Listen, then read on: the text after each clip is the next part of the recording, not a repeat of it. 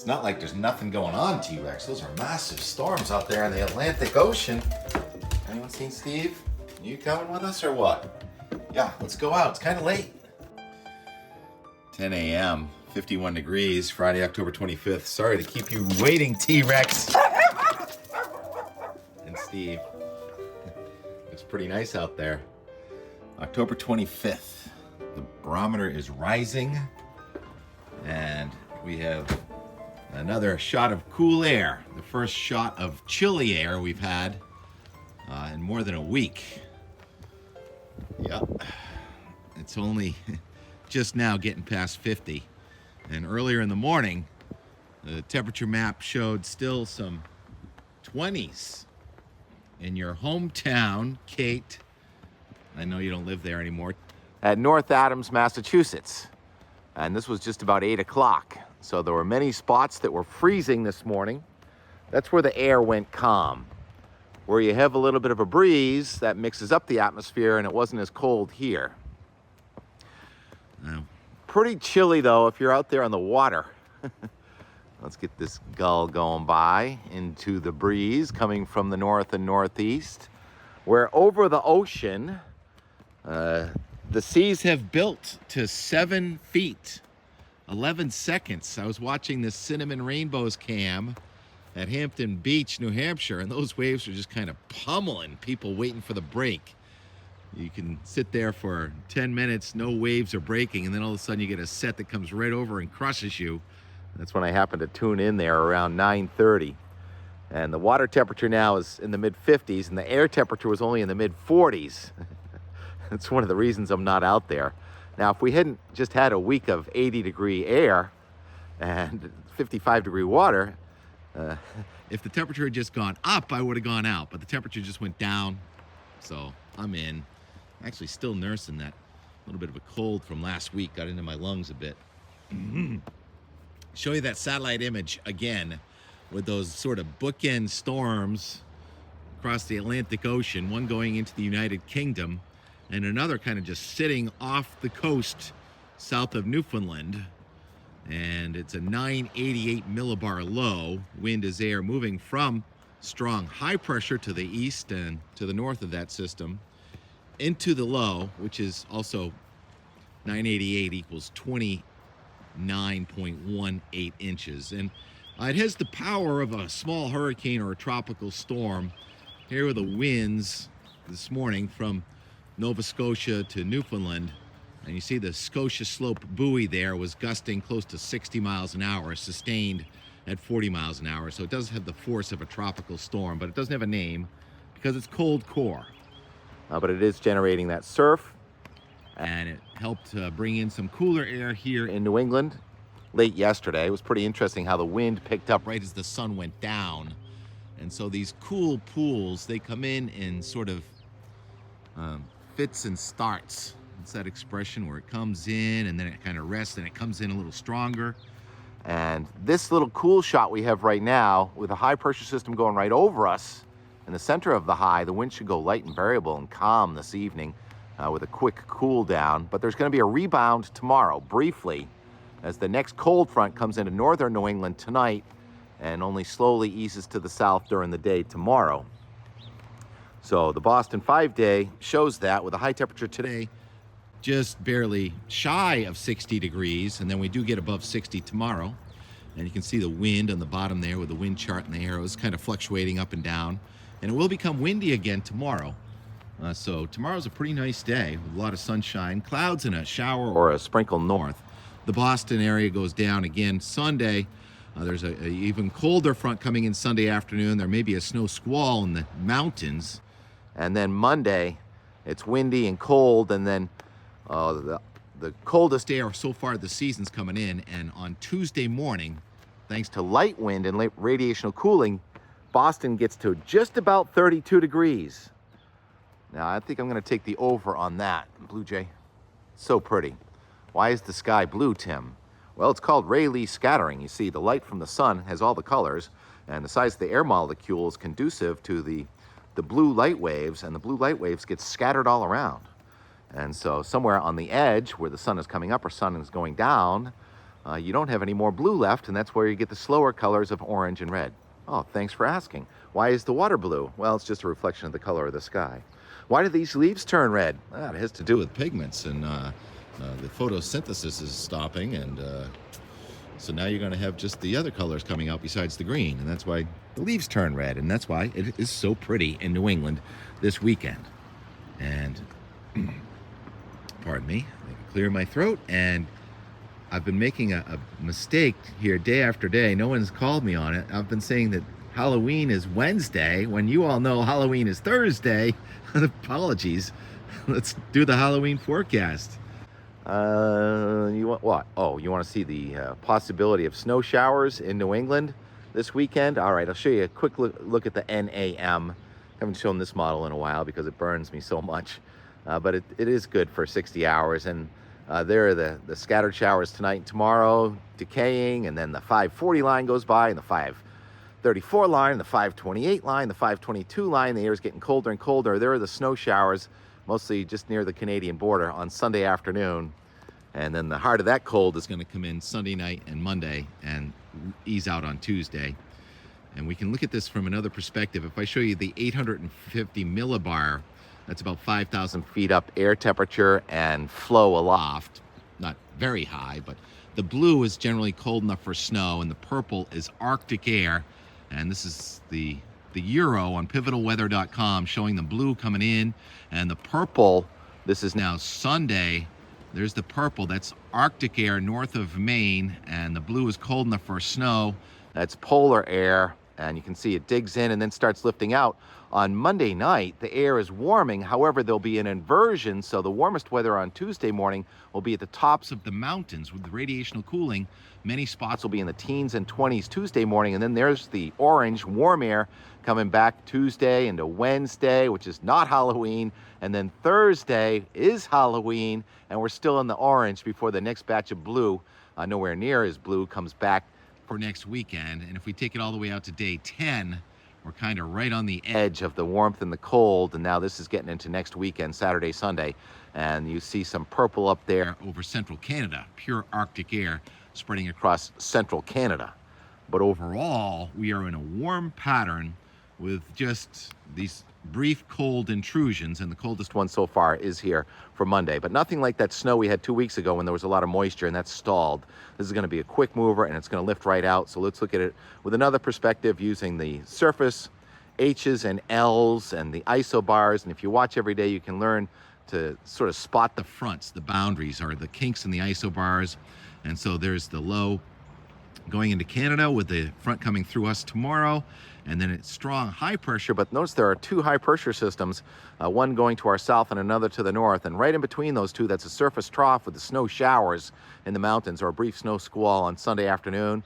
And then on Monday, that high is right over us. It's a 1035 high, so the wind will go light during the day, and then radiational cooling comes in very quickly on Monday night and Tuesday morning. That's where you have your threat of your coldest morning so far, but I'm not going to call it a hard freeze here in Boston or Cape Cod, Chuck, because there's no wind and it's only a few hours. But it may cause problems with these tomatoes. Okay, now back. The front lifts back to the north as a warm front going across Canada on Tuesday night and Wednesday. Wednesday still looks like warm to record warm, even though it's only October 30th, and there are maybe not any trick-or-treaters out, so the trick-or-treaters are coming out the next day as the front comes across the Midwest, and that front will stop it now at 8 p.m. This is Halloween on Thursday, October 31st, and the reason that the calendar says 0Z November 1st is because that time code is from Greenwich, England, and so we have to subtract 4 hours. So it's 8 p.m. Eastern time here in the Boston, New England area, and the front with a 1,008 millibar low is still to our west, and we still have warm air coming at us, and a lot of times the warmest air will come in right as the cold front comes at you. So on Halloween night and November 1st, we may have some record high low temperatures occurring before the next batch of cold comes in, and you see sort of a wavy front possible next weekend with the rain snow line not that far away. But once again, all together in the next 10 days, very little precipitation and just a couple of inches of snow at our tallest mountains. That's the end of our weather forecast. beat 10 minutes this time, just about. And here's the beginning of the N more from yesterday. Always, wherever I am, I look around for interesting things. I found, I think, was a cricket. I'm really interested in the sounds of the crickets, and I want to do an analysis of that. But the cricket I threw back into the my little farm over there with the montauk's and the pussy willow and the maple, and then I didn't really know what I was going to do for an N more, and lots of things always come up, and I'm standing here, and then this tanker comes through the whole gut, and so I said, oh, why not a time lapse of a tanker? High Wind is the name of the tanker, and we followed it right past our house, and we went over there down to the shelf and got it going underneath the Four River Bridge, even though you can't really see it because of the sun, and you can see the Four River Bridge go up and down. And I met Dave, who has a really cool old classic car. So we've got time-lapse, sky waves, tanker, High Wind, and Dave with his Bonneville. I think it was about a 1968 with a 455. All right, okay. Here's the N more from yesterday. Tomorrow's that really busy day. Oh, I forgot. Yeah, the Eldridge Farm Foundation, done by the Eldridge family, brought in this super duper trailer with a stage, high-tech lighting and stage brought in, and the tent is up in Brewster for the Farm Foundation party. And of course, you know that I'm attending the Southern New England Weather Conference in the morning tomorrow, and the Farm Foundation, and hopefully a Halloween party back up here. It's a busy day, and I still hope to have a video tomorrow. All right, see you at the conference or the foundation party. Talk to you later, and more. Just shot the out the door for our Thursday, but I'm already thinking about our Friday, and talk about why the ground is wet right here. See, if you've got a wet spot in your yard and it hasn't rained, it's because the ground was cool. This is my relief art, and the dew point went up, so the dew point's higher than the temperature of the cement slab. And right here on a calm night or even a breezy night, I sit here and listen to the crickets, and I think I can hear both the male and the female crickets. And I actually just found one. It was on the side of the house. And is this one of the creatures that's making those chirp and twit sounds? It goes, they're like peep, peep, peep, peep, and then eat, eat. You can hear them now. Hear the crickets?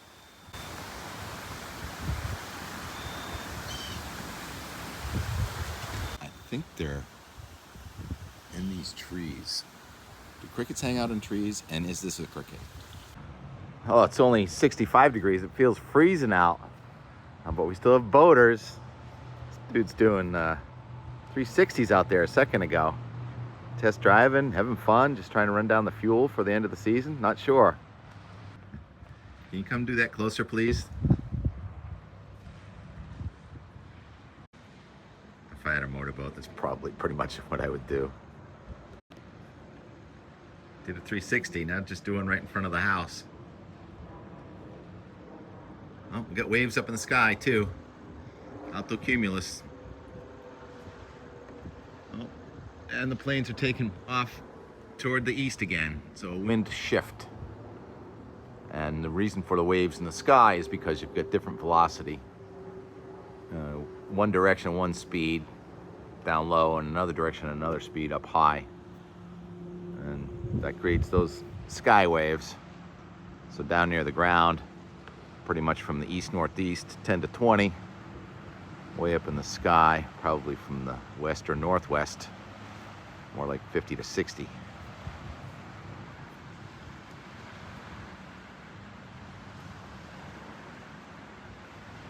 Boats and planes and clouds and colors of autumn.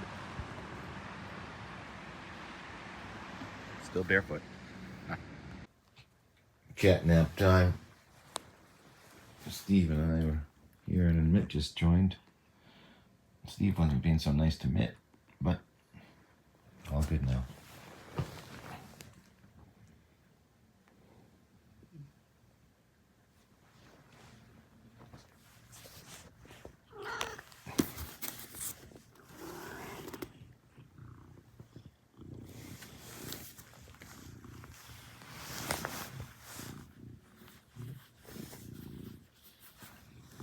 It's a loud purr, snorer.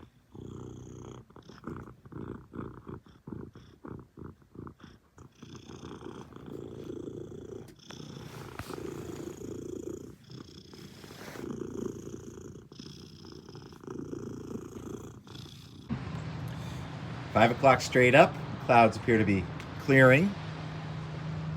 They've been coming from all directions today, east and west.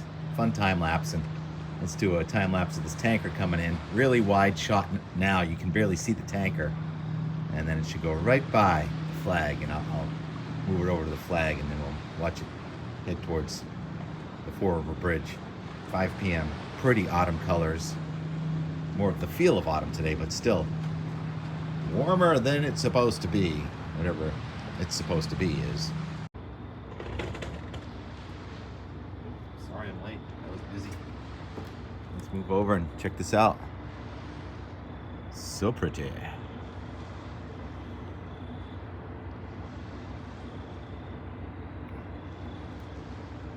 High wind. Oldie but goodie. I've seen this many times. Tiamico. Looks like a Singapore flag.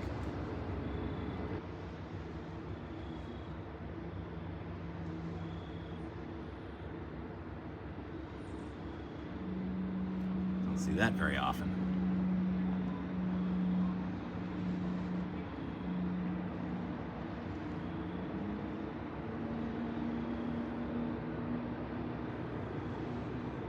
Yeah. They like that. I can't say I blame them. That's so pretty.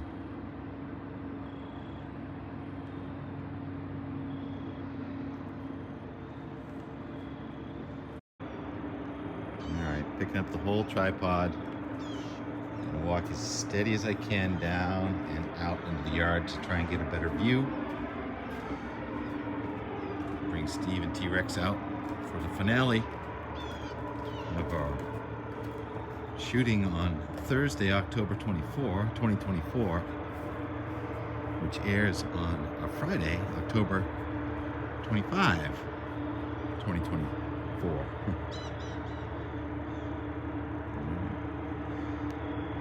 The sun is behind the trees, as I lament all the time. So just focus as far as I can see it, headed toward the Fore River.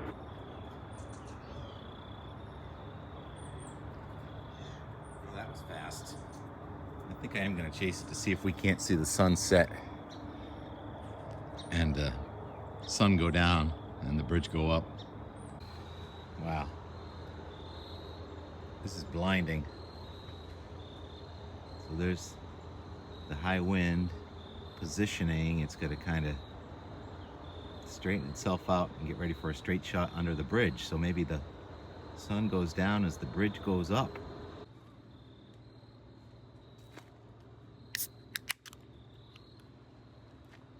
Blinding, but Oh, yeah. I barely make out the white of the cabin Oh yeah. of the bridge. So, oh, the bridge is up. Oh, It's the bridge right is now. up. Oh yeah. So we just got that on time lapse. Oh, so the tank is coming through this way. No. Oh, this way. Yeah, I know it's hard to see. Oh yeah, yeah, yeah. Okay. I know the kids, well, they're all my age now. They grew up here. Oh yeah. Oh, the water's high too. Yeah, the weatherman Don Kemp was right there. That's where we live, Don Kemp. Oh. Well, it's gonna start getting cold. I will enjoy it. Hey, nice to meet you. Take it easy, bud.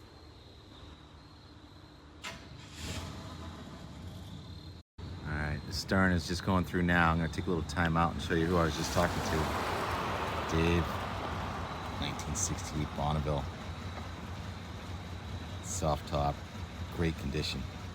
Nice to meet you, Dave.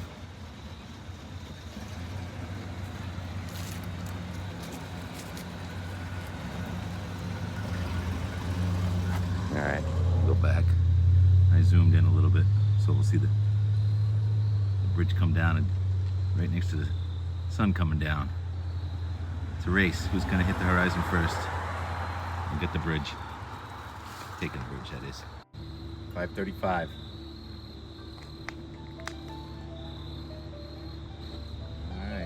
Bridge is gonna win. Bridge is coming down. It's almost down.